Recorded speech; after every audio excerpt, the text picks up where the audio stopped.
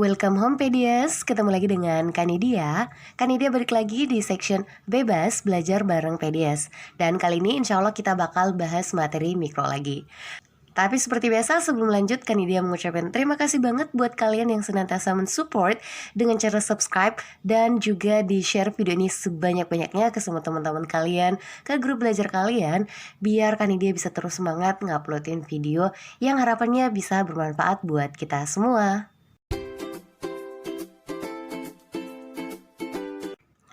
Ya Pedias, jadi kali ini kita bakal bahas lebih spesifik tentang kondisi-kondisi yang bisa kita tentukan saat perusahaan itu mengalami kondisi yang kita sebut dengan istilah BEP, Break Even Point. Jadi BEP adalah salah satu dari 3 kondisi yang mungkin dialami oleh seorang produsen selain laba dan rugi. Nah, break even point itu ada istilahnya kalau di buku-buku kita bisa sebut EKE-nya ya, banyak ya. EKE-nya yang pertama adalah kita bisa sebut dia sebagai titik pulang pokok. Lalu EKE yang kedua adalah apa nih? EKE yang kedua adalah titik impas.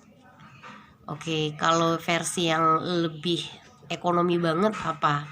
Biasanya orang sebutnya ini laba normal. EKE-nya apalagi Kak? Masih ada? Masih ada. Orang biasa sebut juga sebagai zero economic profit. Zero economic profit. Ya, jadi itu adalah nama lain dari break even point atau BEP ya. Ternyata luar biasa banget. Ini udah kayak buronan aja punya banyak banget nama alias, EKE-nya banyak banget. Nah, kalau kemarin Kanidia sebenarnya udah bahas tentang BEP, penjelasannya udah ada beberapa, link videonya udah Kanidia kasih. Nah, nanti Kanidia kasih di description box. Itu gimana cara menentukan kalau kita laba, rugi atau BEP, itu udah jelas. Nah, tapi kali ini kita bakal lebih spesifik. Biasanya kadang ada pertanyaan tentang berapa jumlah yang harus kita produksi saat kita merasakan BEP. Kita bisa menggunakan rumus-rumus yang udah Kanidia buat sesuai dengan konsep yang seharusnya ada. Tapi khusus di series ini kita bakal membahas cara cepat menghitung kuis saat kita tahu BEP. Dan gak cuma kuis saat BEP, tapi juga kalau kita lagi laba atau rugi. Ya jadi BEP cuma satu. Nah tapi harus disclaimer dulu. Kanidia sangat tidak mengharapkan kalian nonton video ini kalau kalian belum paham dengan baik konsep dari total cost, semua konsep biaya, lalu semua konsep penerimaan, dan selanjutnya konsep laba, rugi, dan BEP. Karena cara cepat kalau versi Kanidia baru dibenarkan kalau konsep udah matang. Jangan menjadi seorang pemburu cara cepat, karena pemburu cara cepat itu mungkin bermanfaat kalau kalian saat ujian, tapi hanya saat ujian aja, dan bahkan nggak setiap saat ujian itu cara cepat benar. Oke? Cara cepat boleh, tapi konsep udah harus pasti paham dulu. Oke? Jadi sesuai dengan konsep yang udah kita pelajari kemarin, BEP itu syaratnya terjadi kalau misalnya saatnya kalau terjadi TR itu sama dengan TC. Oke ya, kayak gitu. Nah, coba Kanidia tanya lagi, apa rumus TR dan TC? Ya, kalian bakal bilang, oh TR TC itu rumusnya P kali Q, Kak. Oke, bener. Lalu kalau TC itu rumusnya FC tambah PC. Bener. Nah, tapi Kanidia nggak bakal bahas yang FC tambah PC tapi rumus lain. Ya, atau kita tulis dulu ya, FC tambah VC. Nah, tapi di ekonomi, VC itu bisa kita dapatkan dengan cara apa? Ya, ada caranya juga. Jadi, FC itu bisa kita dapatkan dengan cara rumusnya AVC kita kali Q. Dan untuk rumus yang pengen mencari Q sama dengan BEP, kita pakai yang ini. Jadi nanti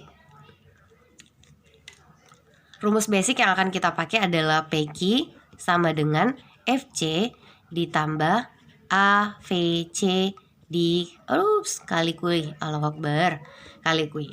Kayak gitu ya. Nah, tadi Kanidia sebut ini kita akan mencari cara cepat, rumus cepat kalau ditanyain adalah berapa Q saat BEP. Nah, jadi kalau misalnya ada yang nanya berapa Q saat BEP,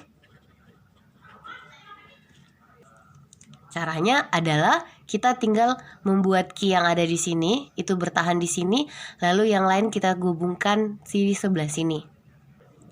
Nah, supaya mudah Kanidia mau kasih gini dulu ya, PQ, lalu ini karena ada Q-nya juga, Kanidia mau jadikan ke sebelah, dan karena dia positif, nanti kalian sisa kurangi, jadi dapatnya nanti AVC kali Q.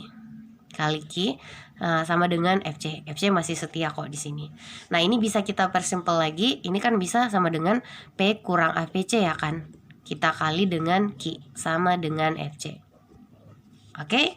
Nah, jadi kalau ada yang nanya berapa Q sangat BEP, Q-nya kita sisa pisahkan. Nanti bakal dapat Q itu bisa kita dapat dengan cara membagikan FC dengan apa? P dikurang AVC, harga dikurang biaya variabel rata-rata. Istilah ini baru kalian akan pahami kalau kalian udah mantap sekali lagi di konsep biaya dan penerimaan serta konsep laba rugi dan BEP. Ini hanya cara cepat aja. Jadi kita bisa menentukan Q saat BEP dengan rumus seperti ini. Alurnya seperti apa? Udah kan dia jelasin sebelumnya. Nah, misalnya kalau kalian nanya, lalu kalau misalnya kita laba nih Kak, saat misalnya ada laba, labanya kita simpulkan dengan huruf V. Nah, gimana lagi tuh Kak? Bisa nggak kita punya cara cepat menghitung Q saat laba? Jawabannya bisa kok. Kita kembaliin lagi ke konsep dasar, laba itu bisa kita dapatkan dengan cara apa? Iya, nanti kondisinya TR kurang TC dan hasil pengurangannya itu adalah laba. Kalau positif ya, kalau negatif namanya rugi. Tapi di sini kita bahas cara kalau misalnya dia cuma laba aja. Nah, kita samain lagi konsep dengan yang sama yang tadi. Jadi kita pakainya yang TR itu tetap yang pakai PQ, oke. Lalu kita kurang TC. TC-nya kita langsung pakai yang ini ya. Yang FC ditambah AVC dikali Q. Nah, sama dengan tetap V. Habis itu kita gabungin yang sama-sama punya Q. Oh ya, ini sorry, harusnya kita pakaikan kurung ya, nggak boleh langsung. Jadi nanti kalau kita jabarkan nanti seperti ini. Lalu kita kurang AVC kali Q sama dengan V. Nah, sama kita gabungkan yang ada Q-nya semua. Nanti kita bakal dapat OQ sama dengan P kali AVC, ya kan? Lalu kita kurang FC, lalu sama dengan V. Nah, kalau misalnya pengen nyari berapa Q saat laba, ya jawabannya adalah kita sisa ya kasih seperti ini. Q sama dengan FC-nya kita taruh ke sebelah, berarti nanti dia jadi positif. Lalu tetap ditambah dengan V, dan V dibagi APC itu karena bagian dari Q nanti jadi pembagi. Kurang APC, bukan kurang yang aduh nggak fokus kan dia ketemu yang kayak gini. Nah, jadi kita udah bisa dapat menentukan Q kita saat kita lagi laba. Kalau kalian perhatiin dengan rumus yang di atas, bedanya cuma yang di mana? Ya, bedanya cuma yang di sini ditambah dengan V. Kenapa di sini nggak ditambah? Sebenarnya bisa ini, tapi jadinya tambah 0. Kan kalau di BEP TR sama dengan TC, berarti kalau dikurangkan nilainya 0, jadi nggak usah ditulis. Kayak gitu. Nah, kalau misalnya rugi gimana Kak? Kalian tetap sama aja, kalau rugi cuma nanti di sini jadi kurang ya. Jadi kalau misalnya rugi dengan konsep yang sama, kalian boleh uji nanti di rumah. Q saat kita lagi rugi itu sama Q sama dengan FC dikurang V lalu dibagi P kurang AVC. Sekali lagi, rugi di sini itu disimbolkan dengan V karena V itu bisa berarti laba dan rugi sekaligus ya.